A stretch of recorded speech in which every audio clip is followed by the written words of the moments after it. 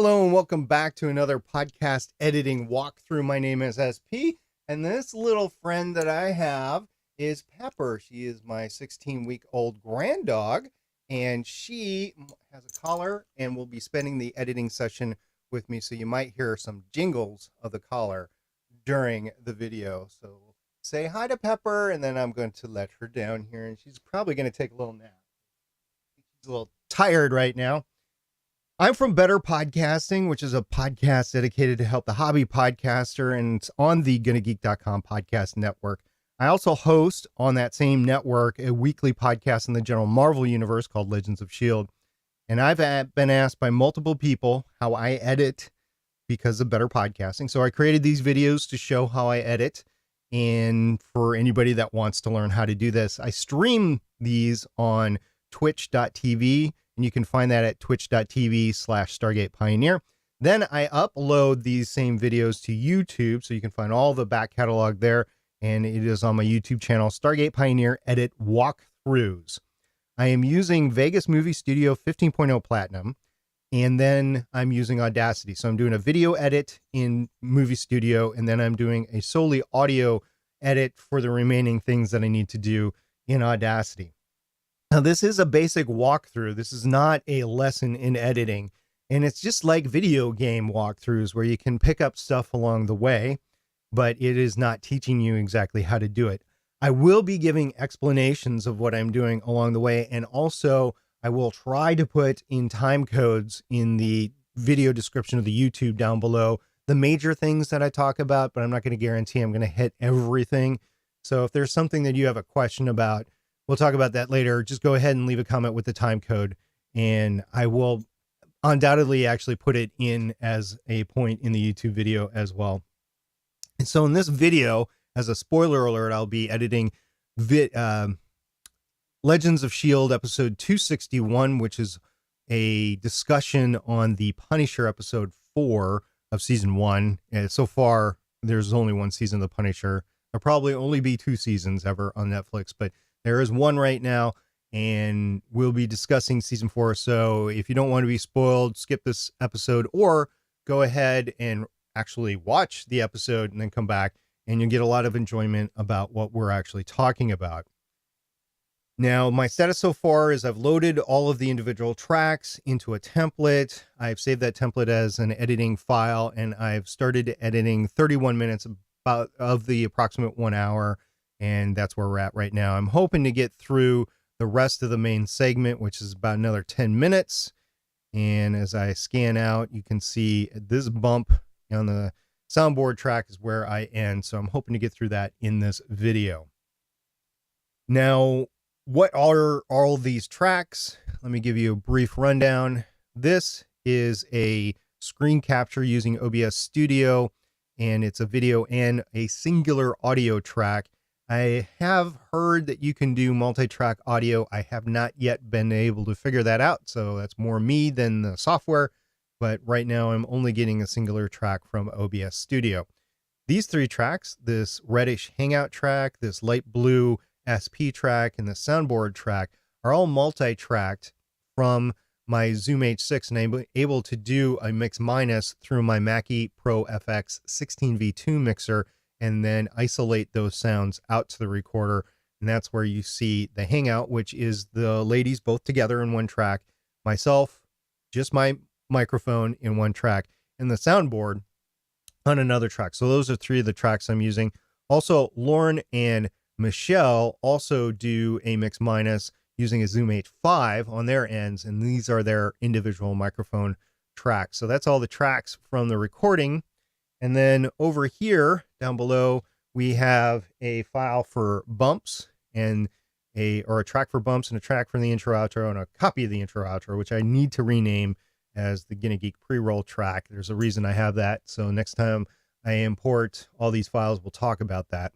But what I'm doing is I'm replacing that musical audio in these tracks so that I can EQ them or gain them correctly with the volume, and that everything sounds about right in the finished product. Also, when you record a musical file and then re-render it, record it, re-render it, record it, re-render it. It degrades over time. So I just take the actual original files and throw them in there. It makes for a better audio product in the final episode that I put out for Legends of S.H.I.E.L.D. So that's what all the tracks are.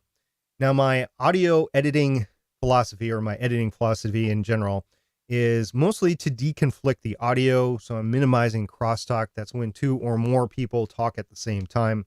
And I do that because I'm trying to optimize the experience for the listener. I'm taking out audio ticks, removing coughs, crutch words like, like, so, and I am shortening the audio project because of that, or I'm making it less irritating for those that have little audiophile ticks and don't want to hear that sort of stuff. I actually critique other people at work in my head when they're giving presentations or talking to me because they're using those crutch words all the time. It's not like I don't use them myself, but I'm more conscious of it because I'm editing these shows all the time. So I'm prioritizing the content. First of all, it's got to be good content to keep in there. And then I'm prioritizing the audio quality. So does it sound good? Does it not sound good? And then deconflicting the over talking. And then I'm concerned about time, because at the end of this whole thing, we've recorded for about an hour. I'm able to shorten that anywhere from 5 to 12 minutes using a variety of different methods, taking out the crutch words, using truncate silence, that sort of thing. So that is a lot of time that I'm giving back to my listeners and back to human productivity or back to their entertainment. So I like doing that, trying to minimize and wasting their time.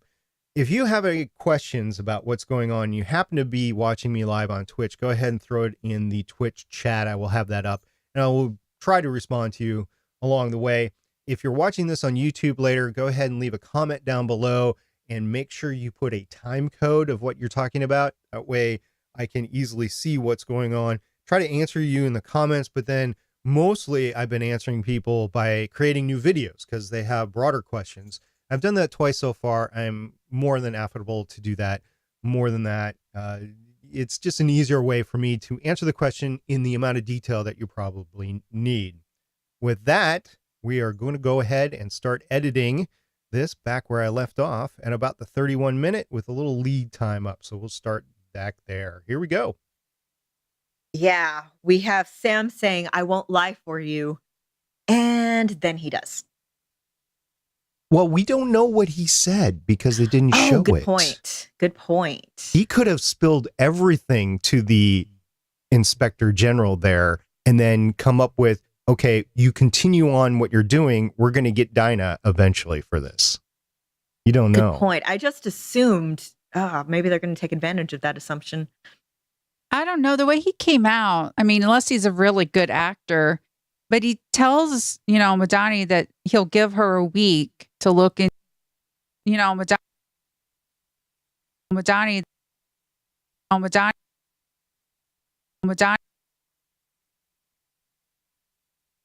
taking out one of those knows. It's a crush word. Might not have had to take that out. And you're going to have to watch her mouth. So if her mouth's moving, no sound is coming out, then that's probably a bad edit. I'll have to put it back in and then take it out again when I get to the audio edit. Really good actor, but he tells Madani that he'll give her a week to look into Frank's old buddies. So it seems as though he didn't say anything, but if he's doing a trap and stuff, for me, I think that would be just out of the blue, the way they've set Stein up to be. Yeah, Stein definitely. Whenever anybody starts talking, more often than not, you're going to hear a breath sound leading up to it. A lot of the noise gates and noise reduction effects, which I didn't talk about. So let's just talk about the effects for a second. So Lauren, her track has these effects on, one of which is a dialogue denoiser. It's RX5, isotope RX5. I have RX7 and I will be using that, I think, in the next version here. And then Gmax, which is basically a compressor. Officially, it's a maximizing limiter, but Gmax is a compressor. A noise gate, so knock out anything on the noise floor below 30 dB. A deverb, because she's recording in between her microphone, which is a Shure SM7B, when the gain's pumped up quite a bit to catch her voice. And then the room that she's in, there's a lot of echo. It's called reverb. So I have a plugin to deverb it. And then ultimately I'm going to throw a declick on it. Now, the declick is not catching anything in her track. The previous three are, and the biggest ones are probably the denoise and the noise gate that are contributing here. The maximizing limiter. Okay, so the first three. So maximizing limiter, what it'll do is it'll take that breath sound, which is normally just a, I don't even know if you heard that, and it will change it into a really deep gas. And it's after the denoise. So if the denoise didn't get the breath out, Gmax is going to accentuate it. And then I'm going to actually hit it with the noise gate. So if it goes below the minus 30, you're going to hear it, and then it's going to cut out in the middle like it does. Or maybe the denoise has already done that. That's exactly what's happened here. And it creates either a breath that's like, or it'll sound like a tick, like really short. And because of that, I've been taking them out. And a lot of people say, don't just leave the breaths in. It's natural. Yes, a normal breath is natural. However, after effects, like I've thrown on Lauren's track, and there's effects on every single audio track here, that seems to be one of the artifacts. So I got to take that out to make it sound pretty good. And that is what I just did right there. Set Stein up to be. Yeah, Stein definitely, you have him trying for a partnership work together thing a lot more than Madani. Madani just kind of takes it for granted that Stein is going to back her. Madani just kind of takes it for granted that Stein is going to back her. And then she's like, no, but I'm going to work on my own. I don't know if she took it for granted. This was actually a tongue click for me. I know, because that's how I speak. And the listener doesn't need to hear that. I'm going to work on my own. I don't know if she took it for granted or not. I think she was reaching out. Like she knew she couldn't do it alone. Recently, she's been trying. But all right. So I'm going to complete my thought. And since Lauren basically came in with a way to make it sound fine, I've just cut it over to that. We'll see what it looks like on camera here. I think she was reaching out. Like she knew she couldn't do it alone. Recently, she's been trying. Okay, so obviously it cuts over right after she gets done saying she's, but she's not actually saying anything. So you're not seeing a mouth moving and nothing coming out of her mouth. That's probably a good edit right there. I don't know if she took it for granted or not. I think she was reaching out. Like she knew she couldn't do it alone. Recently, she's been trying. But the way I see her is somebody who, because of her past interactions with people, with authority, with everybody around her, she's built up a lot of walls. She's used to having to go behind people's backs. She's used to having to be the person to do things herself. And this person is here in her corner actively reaching out, and she doesn't know what to do about it. So now she's finding herself actively having to be like, okay, I will try to work with you, but still falling back into the old habits of just sort of taking for granted that she's going to be on her own again. So it's sort of 1 step forward, 2 steps back, and he's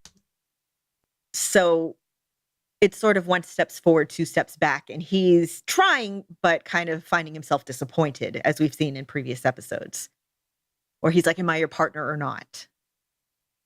Because she's a woman of Middle Eastern descent in this time period, in this post 9/11 time period, in this organization that should be time period, in this organization. Got that? This post 9/11 time period, in this organization that should be making use of her and seems to be stymieing her.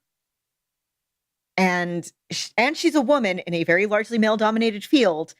So there's like a lot of strikes against her here.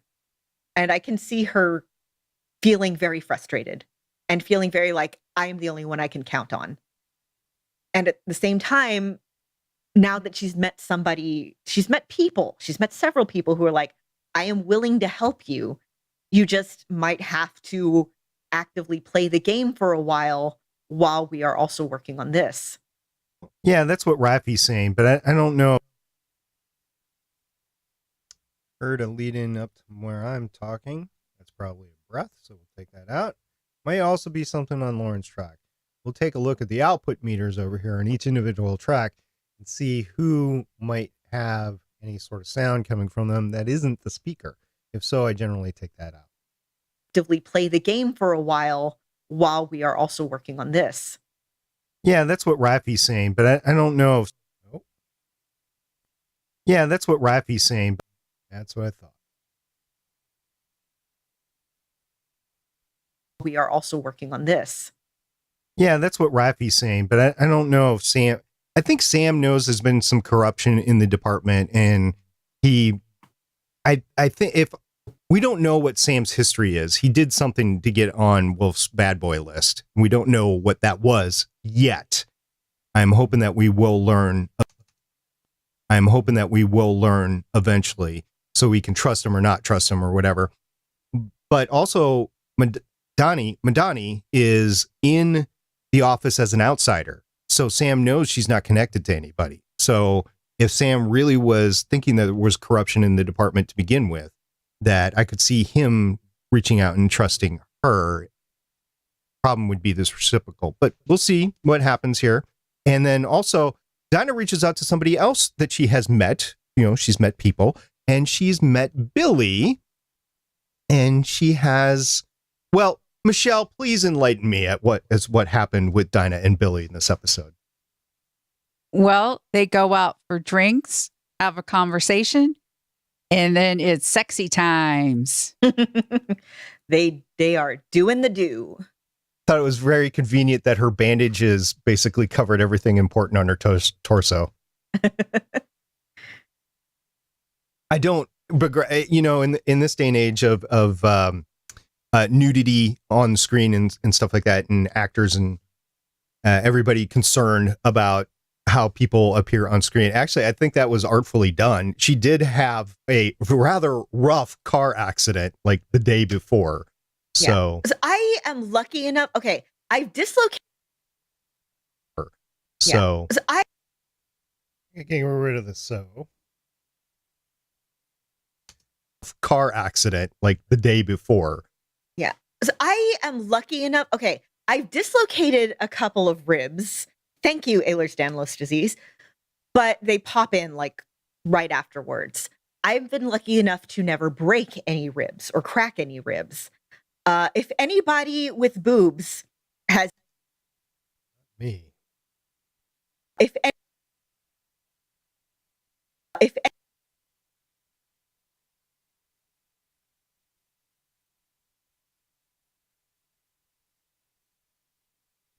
out the If anybody with boobs has ever broken or cracked any ribs, can you please let me know if they do bandage you like that? I'm not sure how all that works. I know it would be incredibly painful to move around. So what she was doing... I know that they're supposed to do like some sort of compression there. I just don't know.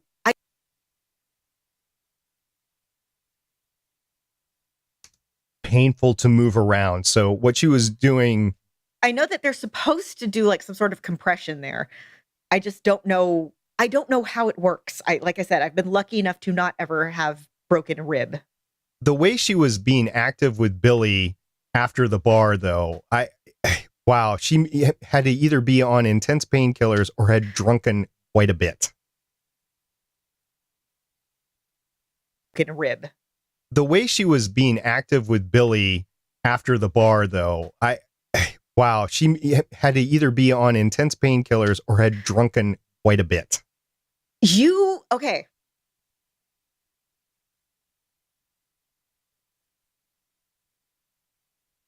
Quite a bit. Okay. So last year I went to Alaska and I tore my midfoot. And it hurt quite a lot. Like I tore all the tendons and stuff in my midfoot. I was on a cruise and we had the drink package. And I was like, oh, you should probably go to the ship's doctor, but that's expensive. I am just going to drink. So it is possible to get around and do quite a lot of physical activity while drunk. I do not recommend it. Yeah. Does it take care of seasick?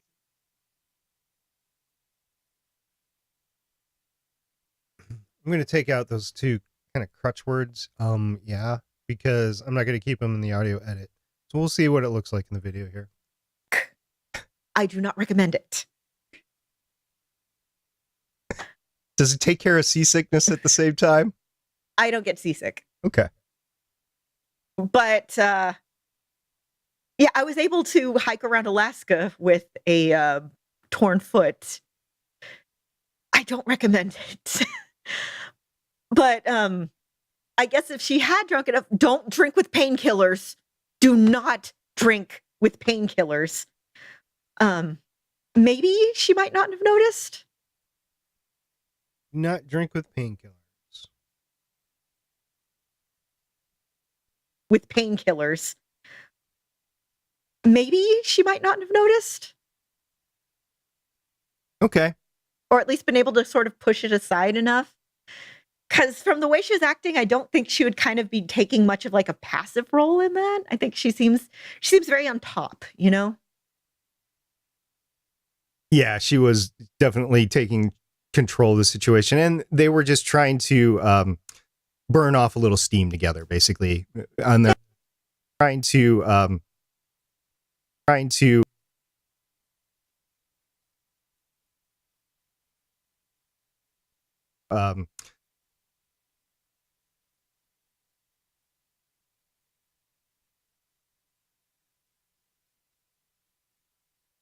the situation, and they were just trying to burn off a little steam together, basically, on their collective bad days. Let's talk about Billy's bad day, because I think we need to remind somebody, if they haven't watched the previous episode, that Billy had to let Lewis go from his organization because Lewis was a little bit unstable. Remember, Lewis was the guy who basically shot at his dad, thinking that his dad was an intruder or an enemy or something like that. So Lewis isn't exactly stable enough to be working field work at this point in time, and Billy had hired him but had to let him go. So that was tough on everybody involved, Billy included. Yeah. So the next episode is going to be called The Judas Goat. Yeah. So the next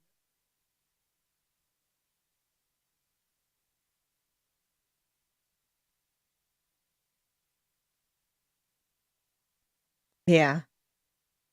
So the next episode is going to be called The Judas Goat. That's an interesting title. And any predictions for the next episode, Lauren? People will tell Frank, no, you need to recover. And he'll be like, no, I don't. I'm the Punisher. And go do something stupid. Okay. Michelle, you think we're going to get Claire? No, I don't. And Judas, well, implies betrayal.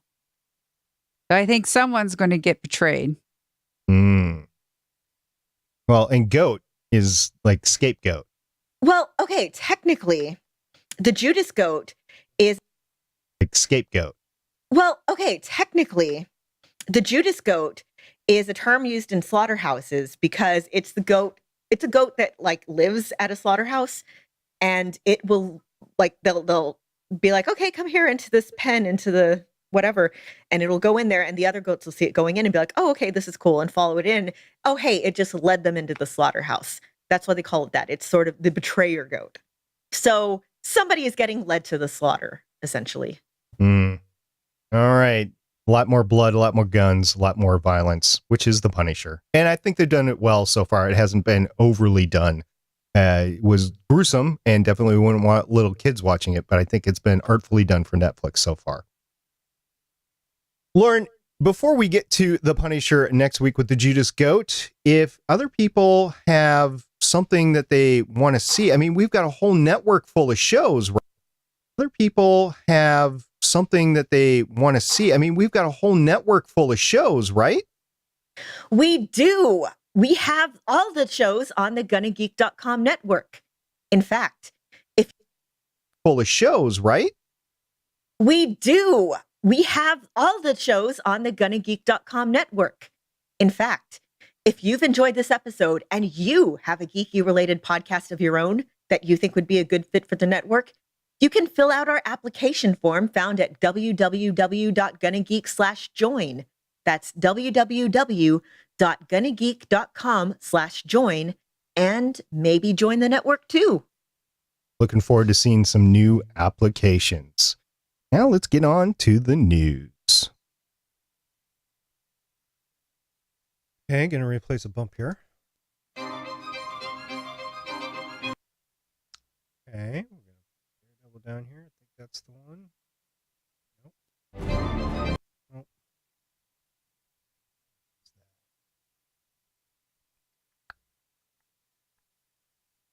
Double bump. There we go. And it's a stereo bump. One of the few stereo bumps I have. This is fortuitous. We're getting to the point. Now, I've learned with bumps, you don't have to be exact. It's just not going to happen. Doesn't need to happen. Because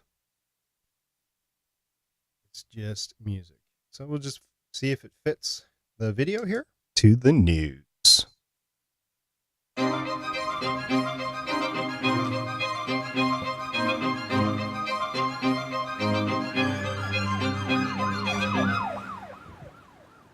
Well, Pretty much.